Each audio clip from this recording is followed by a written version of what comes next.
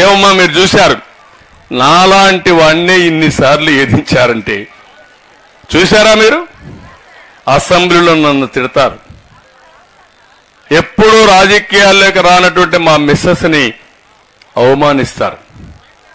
ఏ ఆడబిడ్డ అయినా ఆలోచించేది వ్యక్తిగత విమర్శలు ఎవరు భరించరు. అలాంటిది ఎప్పుడు కూడా బయట రాని మహిళల గురించి విమర్శించినప్పుడు నేను కూడా ఒక మనిషి కాబట్టి నేను కూడా బాధపడ్డా. ఆ రోజు చెప్పా, ఒక మాట చెప్పా, ఇది గౌరవ సభ, మళ్ళీ క్షేత్రస్థాయిలో గెలిచి గౌరవ సభ చేసి ఈ అడుగులో అడుగు పెడతా ముఖ్యమంత్రిగా అని చెప్పాను ఆ రోజే. ఆ మాటతోనే బయట వచ్చా. మళ్ళీ నేను వెళ్ళా. అందుకే మిమ్మల్ని అడుగుతున్నా, మా ఆడబిడ్డల్ని, మీ భవిష్యత్తు, మీ పిల్లల భవిష్యత్తు, ఈ రాష్ట్ర భవిష్యత్తు బాగుండాలంటే ఏం చేయాలి? 40 రోజులు మీరు కష్టపడాలి. కష్టపడతారా లేదమ్మా అని అడుగుతున్నా. మిమ్మల్ని చూస్తే నాకు ఏమాత్రం అనుమానం లేదు. మామూలుగా అయితే ఏదో పిలిచారు కాబట్టి మొక్కుబడిగా వద్దని వచ్చేవాళ్ళు, కానీ మిమ్మల్ని చూస్తాం టోపీలు పెట్టుకుని కండువాలు వేసుకుని వీర వనితల వారిగా యుద్ధానికి సిద్ధం మేము సైతం అనే పరిస్థితికి వచ్చారు. అది చూసినప్పుడు నాకు అనిపిస్తుంది, నేను ఎన్ని జన్మలెత్తి మీకు సేవ చేసినా మీ రుణం తీర్చుకోలేను, రుణపడి ఉన్నా.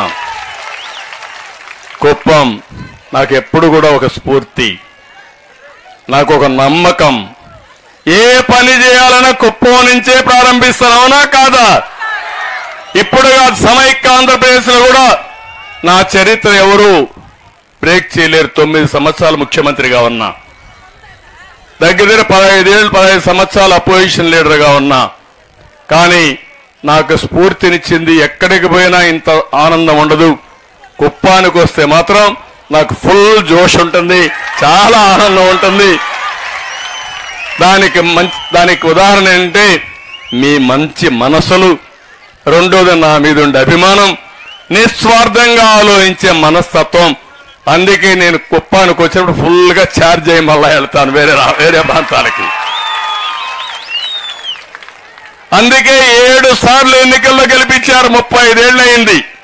మళ్ళా రెన్యూవల్కి వచ్చాయి. ఇప్పుడు మళ్ళా గెలిపించమని కోరుకోవడానికి, ఆ గెలిపించే ముందు మీ ఆశీస్సులు తీసుకోవడానికి, ఇక్కడి నుంచి బయటపోవడానికి ముందుగా వినాయకుని టెంపుల్కి వెళ్ళా. ఎలాంటి విఘ్నాలు లేకుండా చూడమని వినాయకుడి దండం పెట్టుకున్నా. కన్యకా పరమేశ్వరి టెంపుల్కి వెళ్ళా. మా ఆడబిడ్డలు ఆరాధించేది కన్యకా పరమేశ్వరి టెంపుల్లో మీ ప్రతినిధిగా ఆ తల్లి దీవెనలు తీసుకుని, నిజమైన దేవతల మా ఆడబిడ్డలు ఎక్కడున్నారు, మీకోసం ఇక్కడికి వచ్చాను నేను. మీ ఉత్సాహం చూస్తే చాలా ధైర్యం వచ్చింది.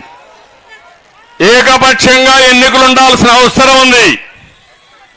ఒక్కొక్కసారి